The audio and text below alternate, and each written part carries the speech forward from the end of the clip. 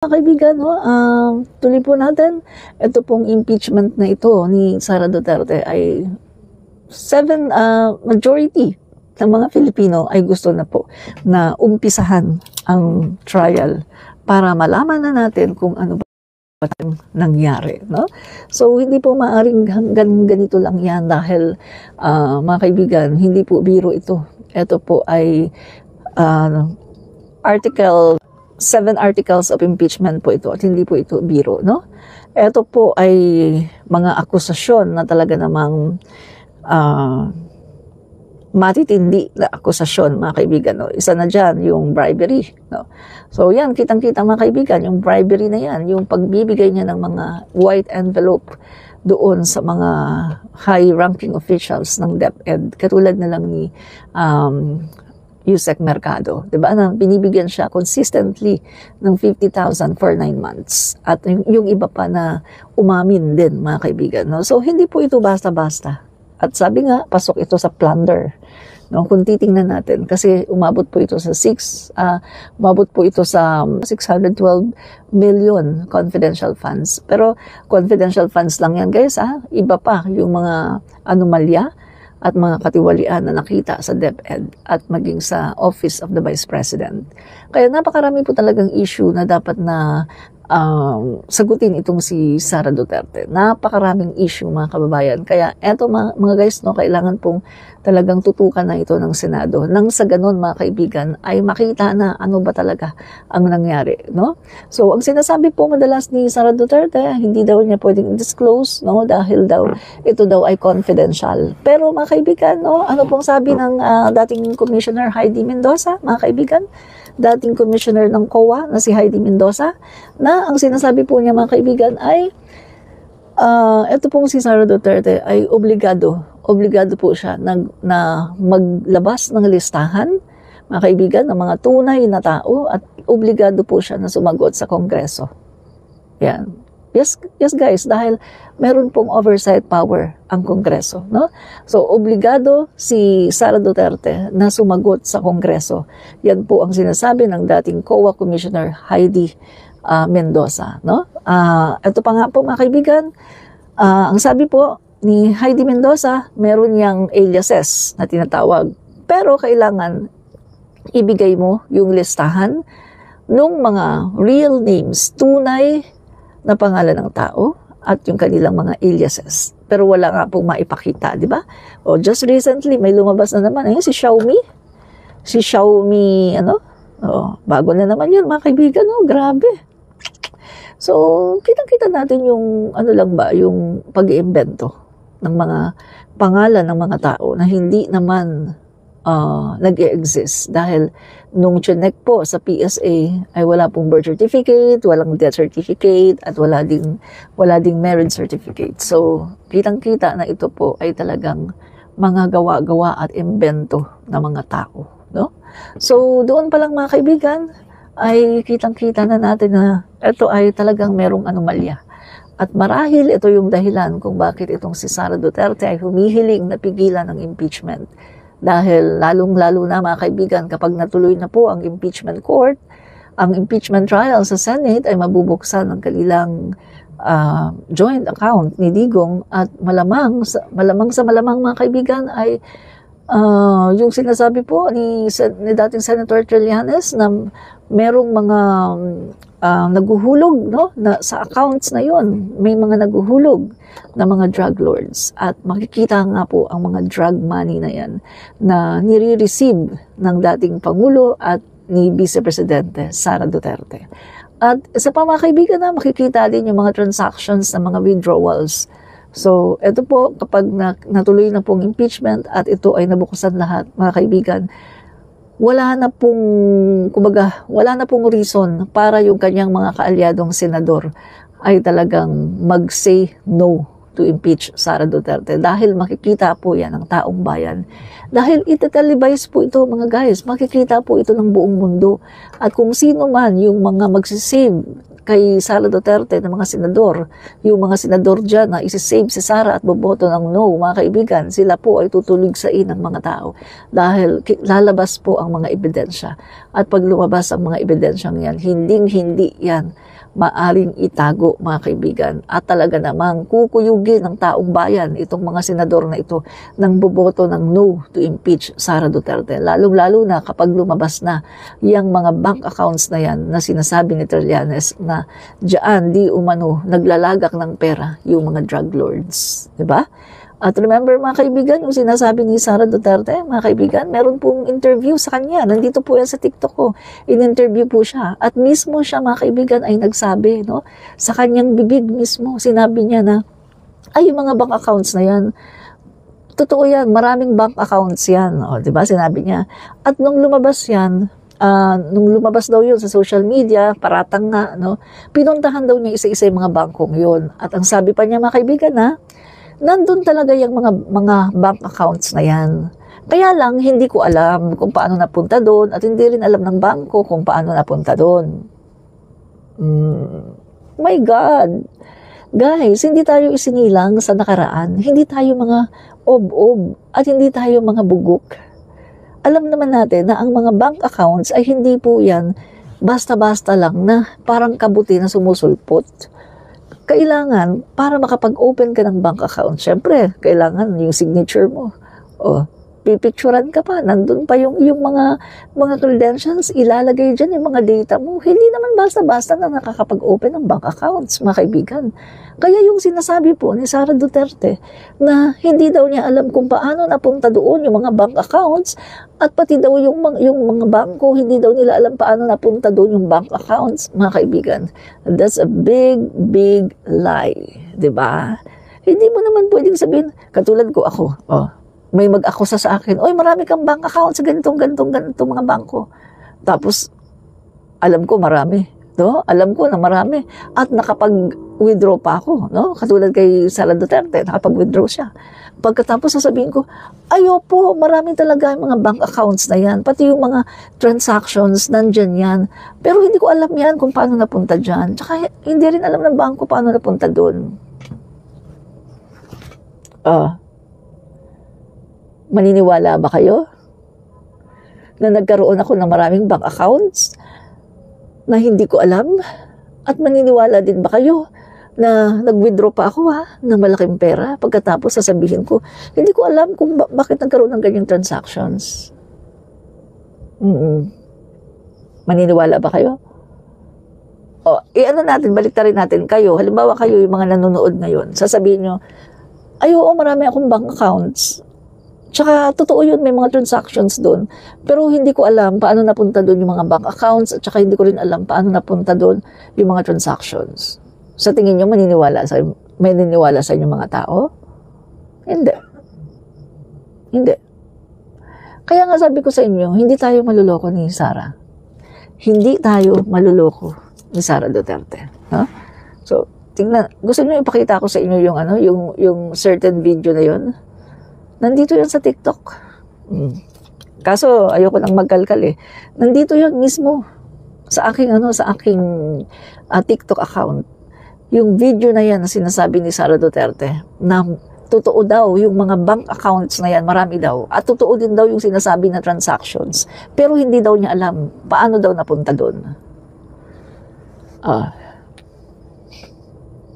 So, kitang-kita, no? Halatang-halata na nagsisinungaling. Ay, nako. Mga kaibigan, kahit naman magsinungaling siya, lalabas naman yung mga paper trail. At syempre, sa history ng bangko, lalabas yan mga kaibigan, no? At ititrace yan syempre. So, malalaman talaga yan. Kaya nga, nagkukumahog na, nanginginig na sa takot si Sara at ang kanyang kampo.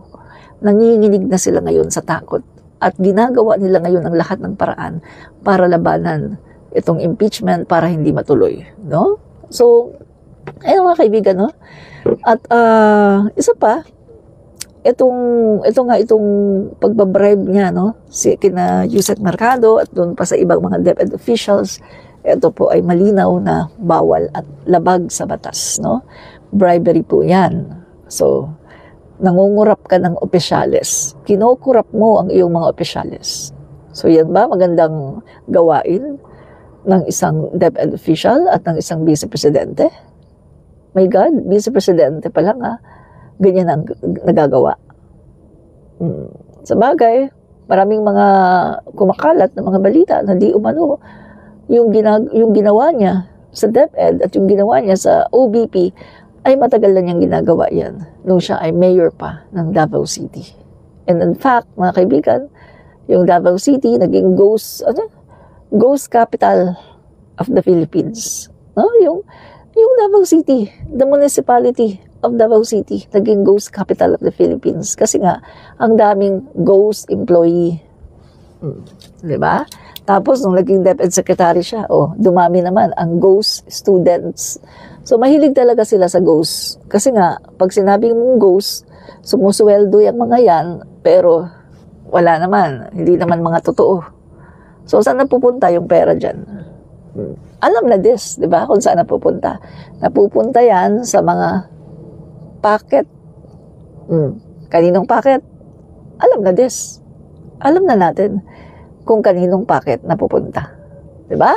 So, mga kaibigan, isa pa nga, yung tungkol nga sa milyon-milyon, mga kaibigan, na mga computer, no? Mga computer, mga laptop, desktop and laptop, mga kaibigan, na halos masira na kasi nakatenga. Diba? Panahon din ni Sara Duterte.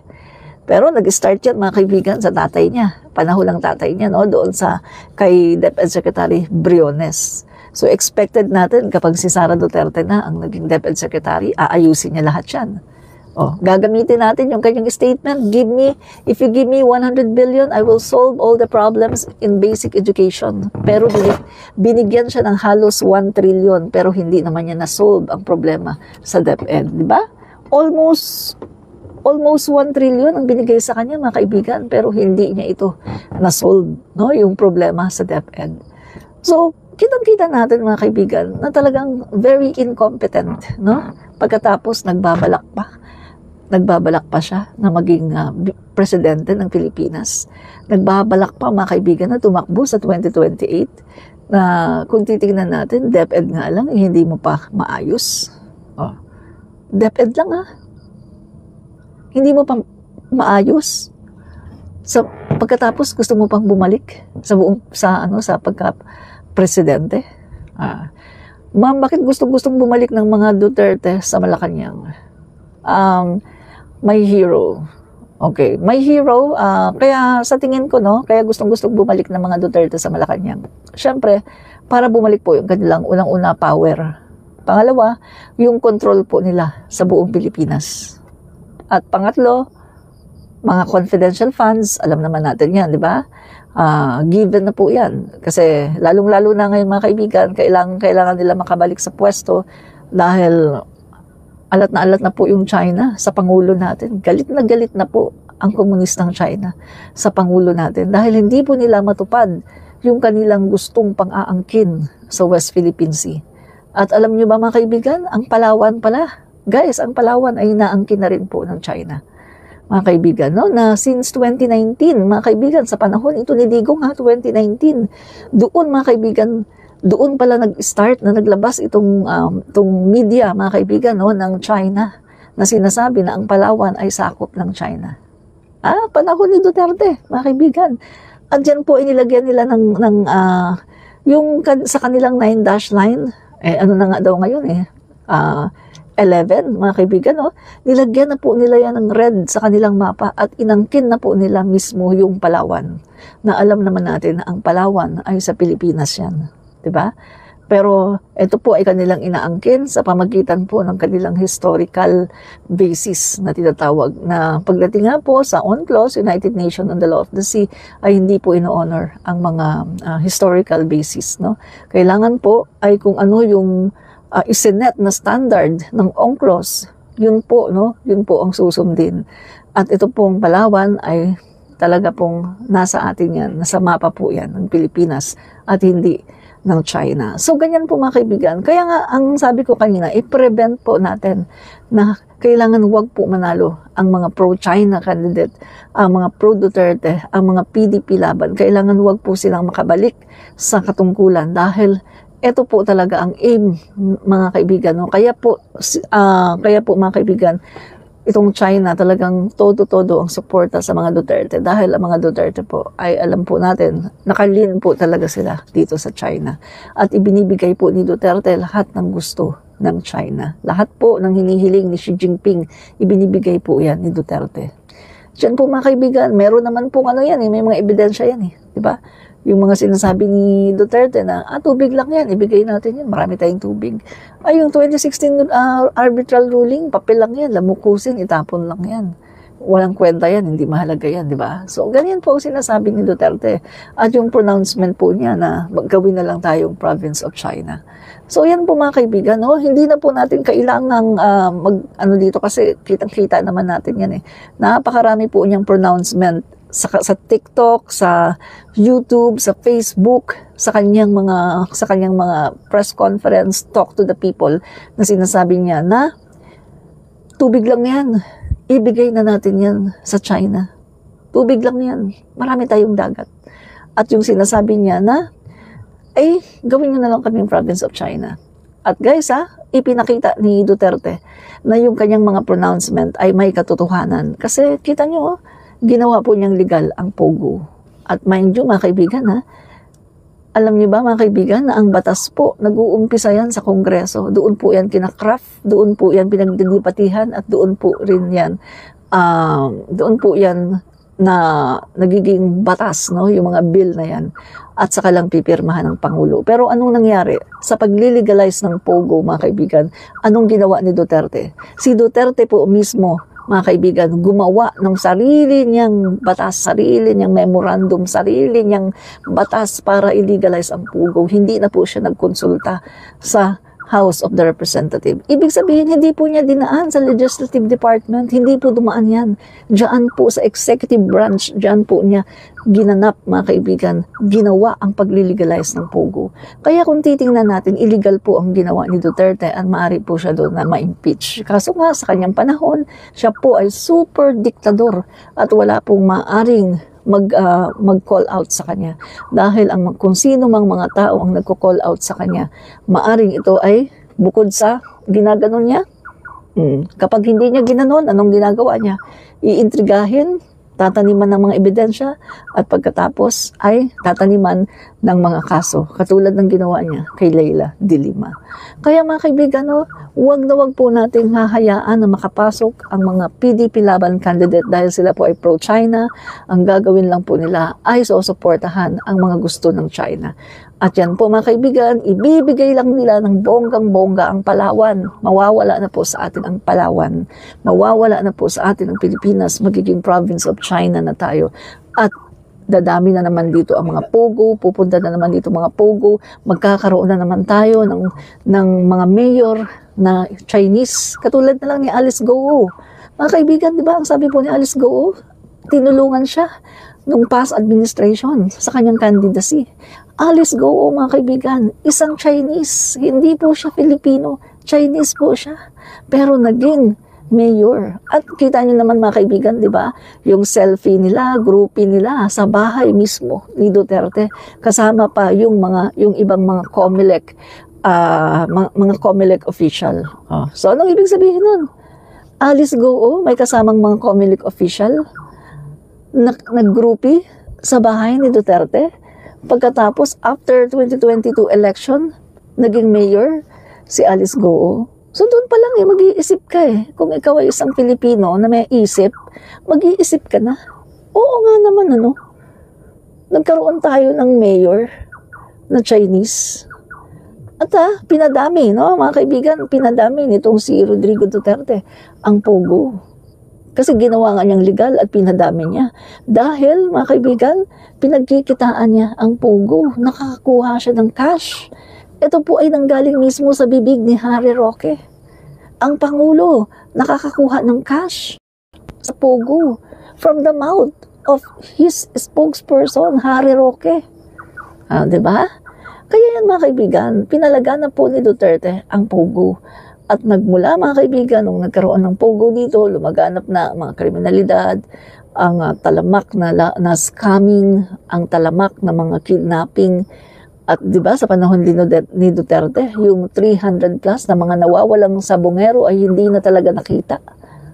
Wala nang trace ng buhay, mga kaibigan. At sa panahon din ni Duterte, talamak ang kriminalidad at talamak ang droga.